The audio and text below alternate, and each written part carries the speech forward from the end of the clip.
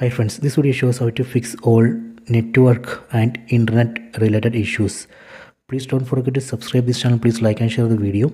Go to settings, tap on the settings app icon, go down, select general management, go down, select reset, go down, then tap on reset mobile networks and settings.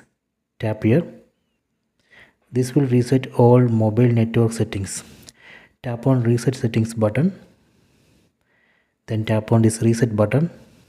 Done. Network settings reset. After this reset operation, go back. Now we can check network and internet connections. This time this should work.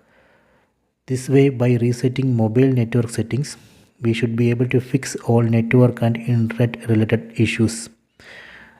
I hope you have enjoyed this video. Please check it.